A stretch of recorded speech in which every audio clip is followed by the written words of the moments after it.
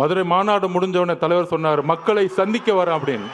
மக்களை சந்திக்க வரேன் மதுரை மாநாடு முடிஞ்சு சொல்லும்போது எல்லா கட்சி தலைவர்கள் மாதிரி நம்மளும் ஒரு வண்டியை எடுத்துட்டு ஃபஸ்ட்டு திருச்சி போகணும். யாருக்குமே தெரியாது நமக்கு இப்படி ஒரு கூட்டம் வருமா. திருச்சி ஏர்போர்ட்லேருந்து அந்த 7 கிலோமீட்டர் கடக்கிறதுக்குள்ள 6 மணி நேரம் முடங்கியது திருச்சி.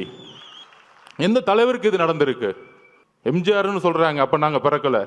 ஒவ்வொரு சீனியர் லீடர்ஸும் சொல்கிறாங்க எம்ஜிஆர் இருக்கும்போது தான் இப்படி இருந்துச்சு, எம்ஜிஆர் இப்படி தான் இருக்கும்போது இருந்துச்சுன்னு. அடுத்து திருச்சி முடிஞ்சு அரியலூர் போனோம். அரியலூர் போகிறதுக்கே நைட் ஈவினிங் 4 மணி ஆயிடுச்சு.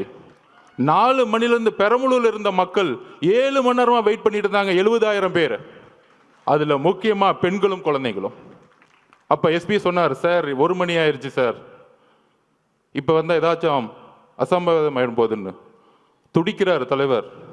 நமக்காக 7 மணி நேரம் வெயிட் பண்ணுறாங்களே, நம்ம போய் மூஞ்ச காமிச்சிட்டு வந்துடுவோமே. ஆனால் காவல்துறை அனுமதி இல்லை. வண்டியை லெஃப்டில் திரும்பிட்டு ஒரு கலங்கிய கண்ணோட பெரம்பலூர்லேருந்து கிளம்பினார். அவர் தான் எங்கள் தலைவர். நான் உண்மையை சொல்லணும், அரசியல் பேச்சு இல்லை, உணர்ச்சியான உண்மையை சொல்லணும்.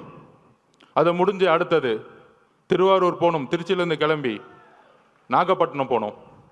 நாகப்பட்டினத்தில் அப்பயே சொன்னார், நாங்கள் என்ன கேட்குறோம், ஒரு நல்ல இடம், மக்கள் வரும்போது அவர்களுக்கு ஒரு பாதுகாப்பு. என்ன மிரட்டணும்னு நினச்சிங்கன்னா அதுக்கு எப்படி பதில் கொடுக்குன்னு தெரியும், ஆனால் மக்களோட பாதுகாப்புக்கு நீங்கள் தான் பொறுப்பு. நாகப்பட்டினத்தில் பேசினார். அந்த பேச்சு இன்றைக்கும் நீங்கள் எடுத்து பார்க்கலாம். அதை முடிஞ்சு திருவாரூர் வந்தார். 3 கிலோமீட்டருக்கு 3 மணி நேரம் ஆச்சு.